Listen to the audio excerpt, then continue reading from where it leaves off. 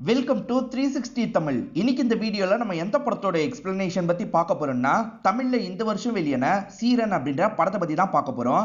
இன்னமும் கிராமப்புறங்கள்ல எந்த அளவுக்கு ஜாதிய பாகுபாடு இருக்குன்னு சொல்ற படம் தான் இந்த படம். இந்த படத்துல நிறைய சீனை சூப்பரா அமைச்சிருப்பாங்க. முடிவு மட்டும் இன்னும் பெட்டரா பண்ணியிருந்தா இந்த படம் நல்ல படமாவே வந்திருக்கும். கண்டிப்பா இந்த படத்தோட கதை உங்க எல்லாருக்குமே பிடிக்கும்னு நம்புறேன். இந்த படத்தோட எக்ஸ்பிளனேஷனுக்குள்ள போறதுக்கு முன்னாடி வீடியோக்கு ஒரு லைக் போடுங்க. அது மூலியமா இந்த வீடியோ இன்னும் நிறைய பேர்கிட்ட கொண்டு போய் சேர்க்கப்படும். மேற்கொண்டு டைம் வேஸ்ட் பண்ணாம நம்ம நேரடியா எக்ஸ்பிளனேஷனுக்குள்ள போயிடலாம். படத்தோட ஸ்டார்டிங் சீனே ஒரு கிராமத்தை பத்தி நமக்கு காட்டுறாங்க. அங்க வருஷம் வருஷம் ஒரு திருவிழா நடக்கும். சாமி வேஷம் போட்டு ஊரை சுத்தி வருவாங்க. அதுக்கப்புறம் ரத்த சாப்பாடை சாப்பிடுவாங்க. அந்த மாதிரி பண்றது மூலியமா ஊருக்கு எந்த ஒரு கெட்டதோ நடக்காதுன்ற மாதிரி ஒரு நம்பிக்கை இருக்கும். ஆனா கடைசி சில வருஷமா ஒரு ஊர்ல நடக்கல போல. அதனால இந்த ஊர்ல நிறைய பஞ்சம்லாம் வருது. ஊர் மக்கள் எல்லாருமே திருவிழாவை இந்த வாட்டியாவது நடத்தணும் அப்படின்ற மாதிரிலாம் யோசிக்கிறாங்க. அதை பத்தி பேசுறதுக்காக எல்லாருமே கேதர் ஆகுறாங்க. ஊர் தலைவர் அவரோட பையன் சேர்ந்த மாதிரி இந்த இடத்த வந்து குறியெல்லாம் கேட்டுட்டு இருக்காங்க. இப்போ ஒரு சாமியாரும் இந்த இடத்துக்கு வந்திருக்காரு. எங்களுக்கு இந்த வாட்டியாவது உத்தரவு தாங்கன்ற மாதிரிலாம் கடவுள் கிட்ட கேட்டுட்டு இருக்காரு. அப்பதான் இந்த ஊரை நோக்கி ஒரு பஸ் வர மாதிரி நமக்கு காட்டுறாங்க. இப்போ ஊர்கிட்ட வந்துருது போல ஒருத்தர் பஸ்ல இருந்து இறங்குற மாதிரியும் காட்டுறாங்க. இப்போ இந்த குடுகுடுப்பா அடிச்சிட்டு இருக்கவர் சந்தோஷப்படுறாரு. கடவுள் உத்தரவு தந்துட்டாரு, இந்த வாட்டி கண்டிப்பா திருவிழா நடக்கும்ன்ற மாதிரி சொல்லிட்டாரு. இதை கேட்கிற எல்லாருமே பயங்கரமா சந்தோஷப்படுறாங்க. அதுக்கான வேலையெல்லாம் பார்க்கலான்ற மாதிரி இங்க இருந்து கிளம்ப ஆரம்பிக்கிறாங்க. பஸ் விட்டு இறங்கினவர் யாருன்னு பாத்தீங்கன்னா இந்த படத்தோட ஹீரோவா இருப்பாரு. இவரோட பேரு கார்த்தி அப்படின்றது. இப்ப இவருமே லிஃப்ட் மாதிரி கேட்டு ஒரு வண்டியில வந்துட்டு இருக்காரு. இந்த கார்த்தி யாருன்றதா உங்களுக்கு தெரிஞ்சது போல வேற கேஸ்ட சேர்ந்தவரா இருப்பாரு. முதல்ல வண்டியை விட்டு இறங்குன்ற மாதிரி இறக்க வச்சிடுறாங்க. ரொம்ப வருஷம் கழிச்சு தான் இந்த கிராமத்துக்கு கார்த்தி வந்திருக்காரு. ஆனா இந்த கிராமத்துல எதுவுமே மாறலன்றது கார்த்திக்கு தெரியுது. இங்கதான் கார்த்தி ஒரு விஷயத்தை யோசிச்சு பாக்குறாரு. கார்த்தியோட அம்மா பேரு பூங்கோதை அப்படின்றது. இவரையும் இவரோட தங்கச்சியும் கூப்பிட்டு நடந்து வந்துட்டு இருக்காங்க. இப்போ ஒரு இடத்துல தண்ணி குடிக்கலாம்னு பாக்குறாங்க. நீங்களாம் எதுக்காக இந்த இடத்துல தண்ணி குடிக்கிறீங்க? நீங்களாம் குடிச்சா தீட்டாயிடும் போங்கன்ற மாதிரிலாம் விரட்டி விடுறாங்க. இவங்களுமே சோகமா அங்க இருந்து நடக்க ஆரம்பிக்கிறாங்க.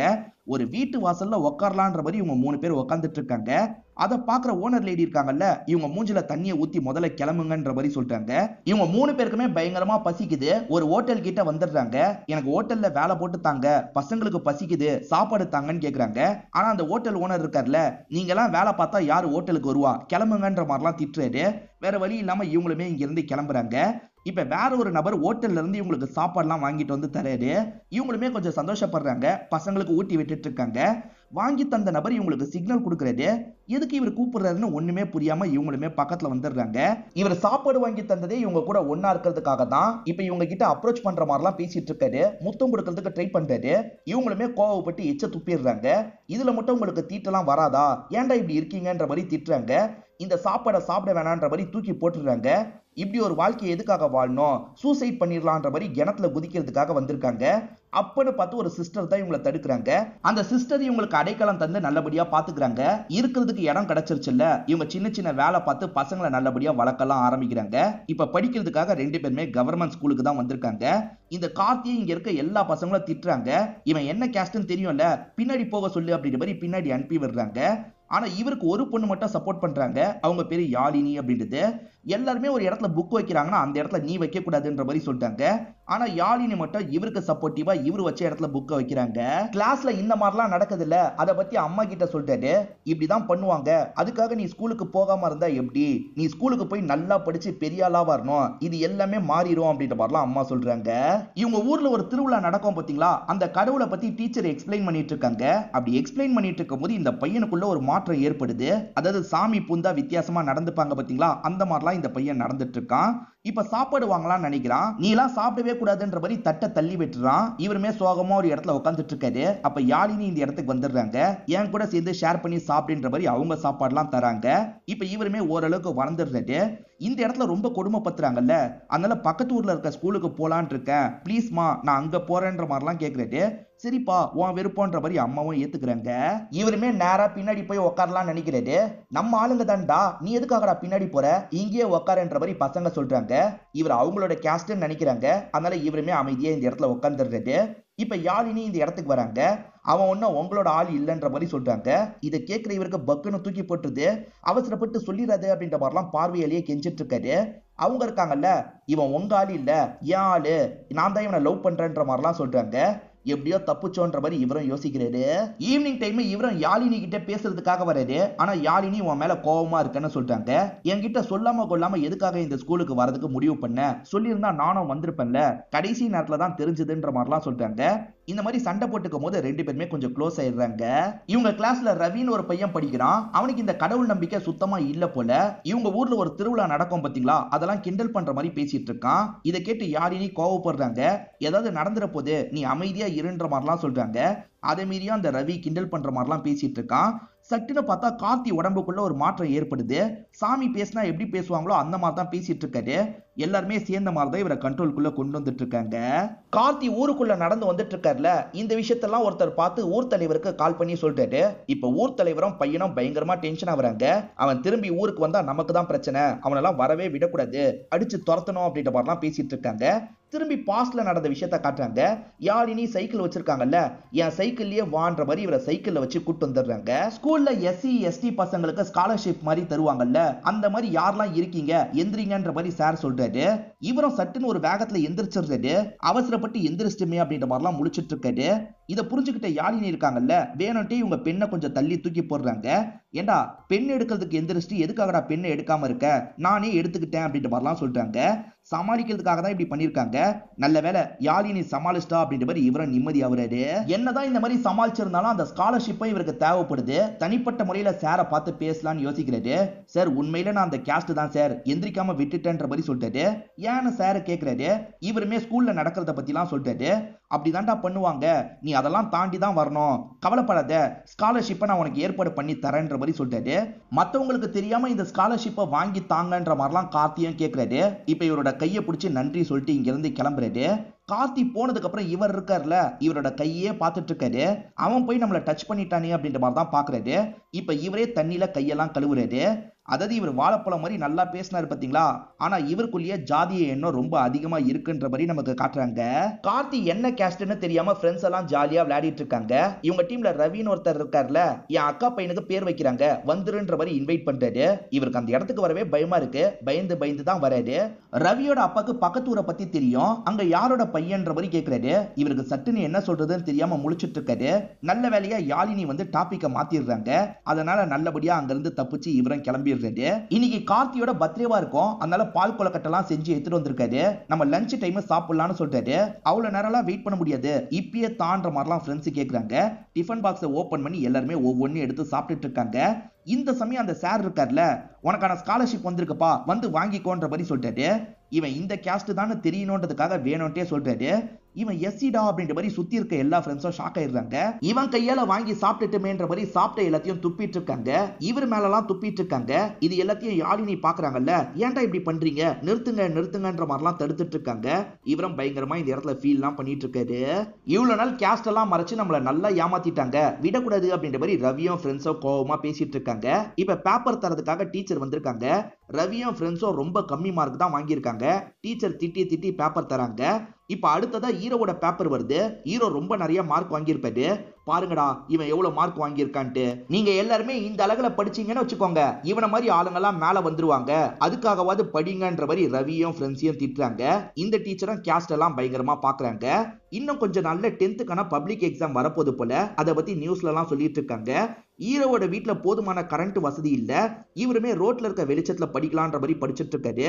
இவன் படிச்சு நல்ல மார்க் வாங்கிட்டா நமக்கெல்லாம் அசிங்கன்ற மாதிரி ரவியும் ஃப்ரெண்ட்ஸும் யோசிக்கிறாங்க. இப்ப இவர் அடிக்கிறதுக்காக வராங்க. இவரோட புக்கெல்லாம் எரிச்சிடுறாங்க. இவருமே கோவப்பட்டு இவங்க கூட சண்டை போடுறாரு. அப்படி சண்டை போடும் போது இவங்க இருக்காங்கல்ல, பயங்கரமா அடிச்சு போட்டுட்டு இங்க இருந்து கிளம்பிடுறாங்க. இப்ப படிக்கிறதுக்கு இவருக்கு புக்கு கூட இல்ல. அப்பதான் யாழினி இவரை பாக்குறதுக்காக வராங்க. நான் கூட படிக்கிற பொண்ணு தான், இவனுக்கு சப்போர்ட்டிவா இருக்கன்ற மாதிரிலாம் அம்மா கிட்ட சொல்றாங்க. இப்ப இவங்க படிக்கும் போது இவரையும் பக்கத்துல உட்கார வச்சு படிக்க வைக்கிறாங்க. அது மூலியமா இவரும் நல்லா படிக்கலாம் செஞ்சிடுறாரு. ஆனா இவரோட கை காயம் இன்னும் ஆறாம தான் இருக்கு. எப்படி எக்ஸாம் எழுதுறதுன்னு கேக்குறாரு. நீ எழுதிதான் ஆகணும், உன் வாழ்க்கையை மாத்துறதுக்கு இந்த எக்ஸாம் ரொம்ப முக்கியம், கஷ்டப்பட்டு எழுதுன்ற மாதிரிலாம் சொல்றாங்க. இவருமே சரின்ற மாதிரிலாம் ஏத்துக்கிறாரு. எழுதவே ரொம்ப கஷ்டப்படுறாரு. ஆனா கஷ்டப்பட்டு எல்லா எக்ஸாமையும் இவர் நல்லபடியா எழுதி முடிச்சிடுறாரு. ரிசல்ட் வரும்போது நியூஸ்ல எல்லாம் சொல்லுவாங்க பாத்தீங்களா, அந்த மாதிரி ஒவ்வொரு மாவட்டத்திலயும் யாரு ஃபர்ஸ்ட் மார்க் வாங்கியிருக்கான்ற மாதிரி சொல்லிட்டு இருக்காங்க. இந்த மாவட்டத்துல கார்த்தி தான் வாங்கியிருப்பாரு. இதை பாக்குற இவங்க பயங்கரமா சந்தோஷம் எல்லாம் பட்டுட்டு இருக்காங்க. இவ எதுக்கு சந்தோஷப்படுறான்ற மாதிரி பேரண்ட்ஸ் முறைக்கிறாங்க. ஒரு தாழ்த்தப்பட்ட மாணவனா இருந்து நீங்க எப்படி சார் ஃபர்ஸ்ட் மார்க் வாங்குனீங்கன்ற மாதிரி மீடியாட்கள் கேள்வி கேட்கறாங்க. எங்க மீடியாட்களே இப்படி கேள்வி கேட்டா எப்படி? ஒடுக்கப்பட்ட இனத்தை சேர்ந்தவனு சொல்லுங்க, தாழ்த்தப்பட்டவனு சொல்லாதீங்கன்ற மாதிரிலாம் சொல்றாரு. இதெல்லாம் யாழினி ரசிச்சு கேட்டுட்டு இருக்காங்கல்ல, லவ் பண்றா போல அப்படின்ற மாதிரி பேரண்ட்ஸ் கொஞ்சம் முறைச்சுதான் பார்த்துட்டு இருக்காங்க. இப்ப யாழினி இருக்காங்கல்ல, இவரை மீட் பண்றதுக்காக வந்திருக்காங்க.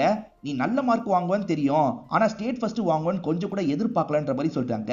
இப்ப விளையாடிட்டு இங்க இருந்து ஓடுறாங்க. இவரும் பிடிக்கலான்ற மாதிரி பின்னாடி துரத்திட்டு இருக்காரு. அப்படி துரத்தி ஓடிட்டு இருக்கும் போது யாழினி குடும்பத்தை சேர்ந்தவங்க இருக்காங்கல்ல, இவரை லாக் பண்ணி போட்டு அடிக்கிறாங்க. நீ என்ன கேஸ்ட், எங்க பொண்ணு என்ன கேஸ்ட், எங்க பொண்ணு தான் உனக்கு கேக்குதா அப்படின்ற மாதிரி போட்டு பயங்கரமா அடிக்கிறாங்க. அடிச்சவங்க உயிர் போற நிலைமையில விட்டுட்டு போயிடுறாங்க. அம்மா எங்கன்னு தேடுறாங்க. இவரை கண்டுபிடிச்சு ஹாஸ்பிட்டல்ல சேர்க்கிறாங்க. ரொம்ப சீரியஸான கண்டிஷன்ல இருப்பாரு. நல்லபடியா அவர் பொழைச்சுக்கிறாரு. இதுக்கப்புறமா என்னோட பையனை இந்த ஊர்ல வச்சுக்க விரும்பல, நான் கூட்டு போறேன் அப்படின்ற மாதிரி அம்மா கூட்டு போயிருப்பாங்க. அப்படி கூட்டு போய் ரொம்ப வருஷம் கழிச்சுதான் இவர் திரும்பி வந்திருக்காருன்னு தெரிய வருது. இவர் வந்தது தெரிஞ்சு ஊர் மக்கள்லாம் இந்த இடத்துல கூடிடுறாங்க. எதுக்காகடா வந்திருக்கேன்னு கேக்குறாங்க. சாமி ஆட்டம் ஆடுறதுக்காக தான் வந்திருக்கேன், நான் தான் அந்த ஆட்டத்தை ஆடுவேன்ற மாதிரி சொல்லிட்டாரு. எது நீ ஆடுவியா? இந்த கேஸ்ட சேர்ந்தவங்களாம் ஆடவே கூடாது, அதெல்லாம் எப்படி பண்ணோம்னு எங்களுக்கு தெரியும், நாங்க பாத்துக்கிறோம், நீ கிளம்புன்ற மாதிரிலாம் சொல்றாங்க. அதெல்லாம் முடியாது, கண்டிப்பா நான் தான் இந்த விஷயத்த பண்ணுவேன், யார் தடுத்தாலும் சரி நான் பண்ணுவேன்ற மாதிரிலாம் சேலஞ்ச் பண்ணிட்டு இங்க இருந்து கிளம்புறாரு. ஊர் தலைவர் தூங்கிட்டு இருக்கும் போது அவரோட கற்பனையில யாரோ தெரியுறாங்க. அந்த நபரை பார்த்து இவர் செம்மையா பயப்படுறாரு. இவர் கற்பனையில தெரியறவரோட பேரு வீரா அப்படின்றது. இந்த வீரா தான் கார்த்தியோட அப்பா. அவர் எதுக்காக இவரோட கனவுல தெரியறாருன்னு தெரியல.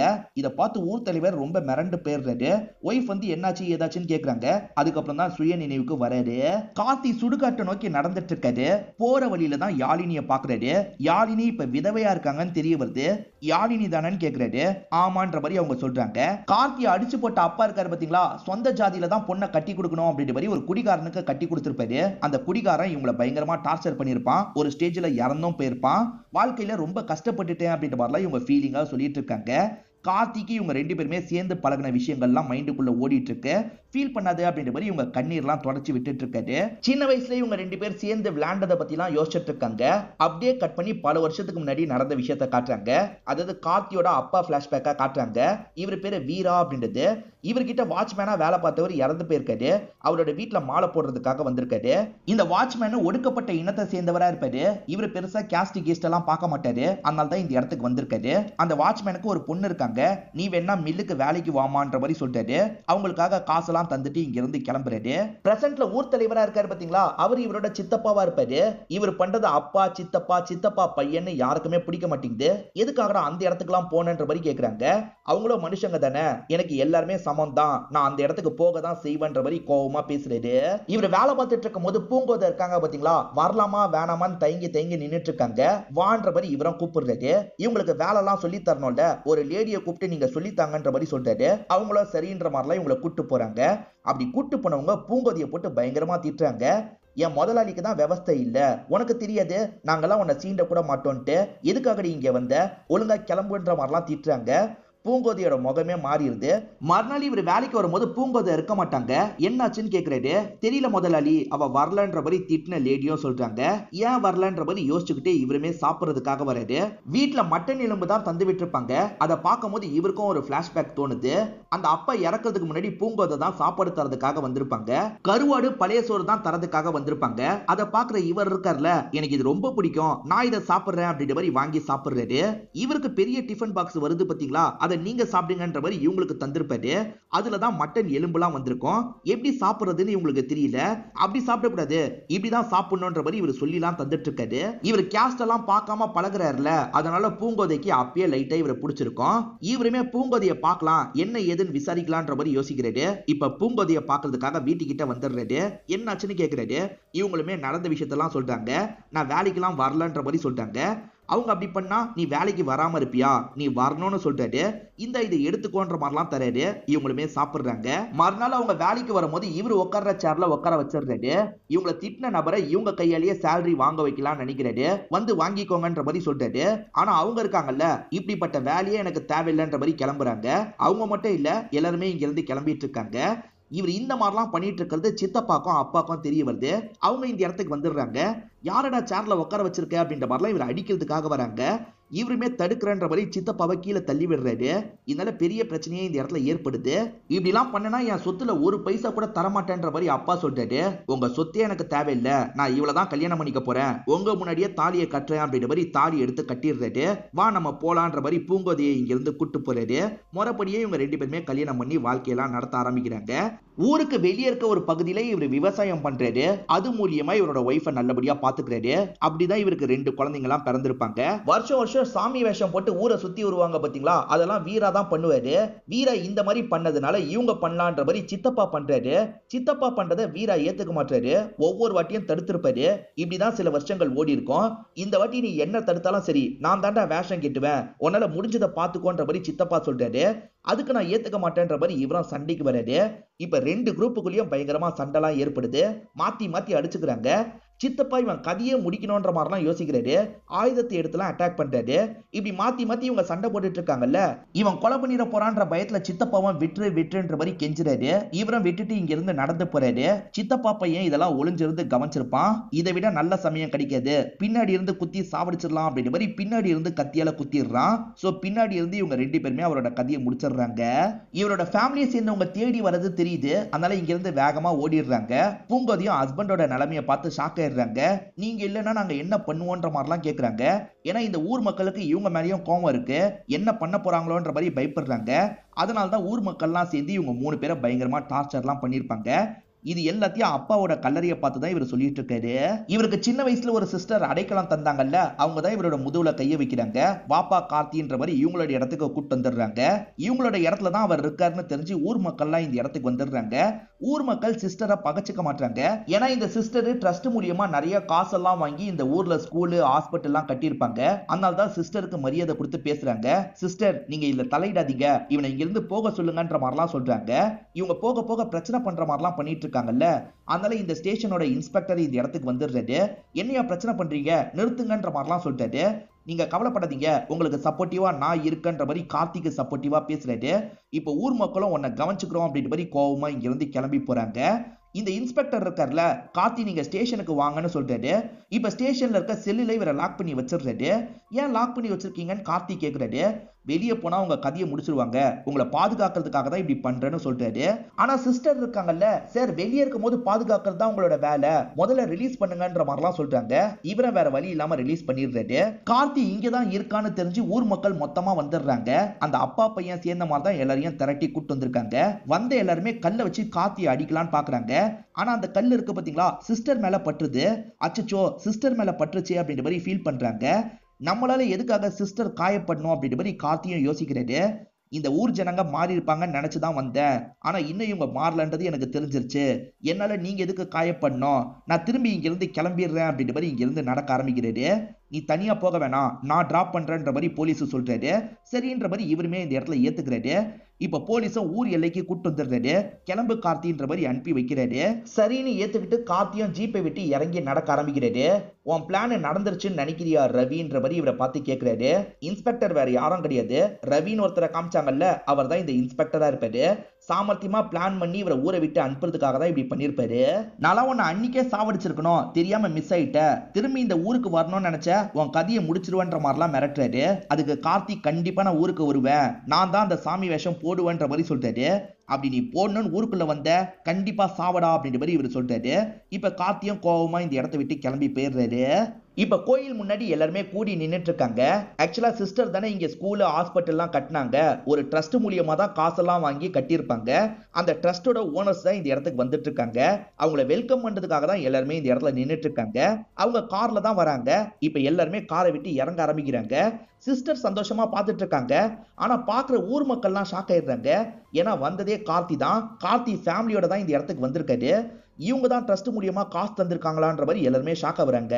இவங்கள யாரு கூப்பிட்டா போக சொல்லுங்கன்ற மாதிரிலாம் இந்த ஊர் தலைவர் சொல்றாரு. சரி அவசரப்படாதீங்க, இவங்க தான் ட்ரஸ்ட் மூலியமா இந்த இடத்துக்கு நிறைய ஹெல்ப்லாம் பண்ணிருக்காங்க, அந்த நன்றி உணர்ச்சியோட நடந்துக்கோங்க அப்படின்ற மாதிரிலாம் சொல்றாங்க. இதுக்கு ஊர் தலைவர் இருக்கார்ல, இவங்க மூலியமா தான் அந்த உதவி கிடைக்குதுன்னா நான் வேணான்னு சொல்லியிருப்பேன்ற மாதிரி சொல்றாரு. நீங்க என்ன சொல்றீங்கன்ற மாதிரி ஊர் மக்களை தூண்டி விடுற மாதிரி கேள்வி கேட்கிறாரு. நாங்களும் அதை தான் சொல்லியிருப்போம், இவங்க ஹெல்ப் யாருக்கு தேவை, எங்களுக்கெல்லாம் தேவையே கிடையாதுன்ற மாதிரி எல்லாருமே கத்த ஆரம்பிக்கிறாங்க.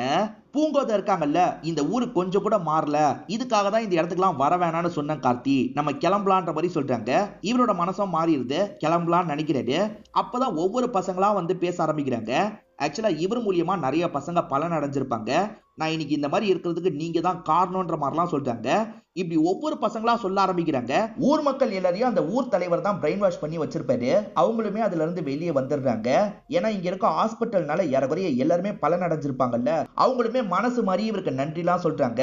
இதுக்கப்புறம் கேஸ்ட் கீஸ்ட் எல்லாம் பார்க்க வேணாம், இவர் தான் அந்த சாமியா இருக்கணும், சாமி வேஷம் நீங்க தான் இந்த வாட்டி கட்டணும் அப்படின்ற மாதிரி இவருக்கு மாலை எல்லாம் போடுறாங்க.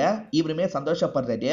இவர் சின்ன பையனா இருக்கும் போது உடம்புல வைப்ரேஷன்லாம் வந்தது பாத்தீங்களா, அப்பா அந்த மாதிரி சாமி ஆட்டம்லாம் ஆடினதால தான் இவர் உடம்புல அந்த வைப்ரேஷன்லாம் இருந்திருக்கும். இப்ப இவருமே சாமி வேஷம்லாம் கட்டிட்டு இருக்காரு. ஊரை சுத்தி வரணும்னு சொல்லுவாங்கல்ல, இவருமே சுத்துறதுக்காக கிளம்புறாரு. ஊர் மக்கள் எல்லாரையும் அவன் பக்கம் திருப்பிட்டான், அவன் உயிரோட இருக்க கூடாது அப்படின்ற மாதிரி இந்த அப்பாவும் பையனும் முடிக்கிறதுக்கு பிளான் போடுறாங்க. அவர் இப்ப ஊரை சுத்தி வந்துட்டு இருக்காரு பாத்தீங்களா, அவர் வர பகுதியில ஆளுங்களை எல்லாம் செட் பண்ணி வச்சிடுறாங்க. இப்ப ஹீரோ அந்த வழியா தான் வந்துட்டு இருக்காரு. இப்ப ஒளிஞ்சிருக்க ஆளுங்க இருக்காங்கல்ல, மொத்தமா அட்டாக் பண்றதுக்காக வராங்க.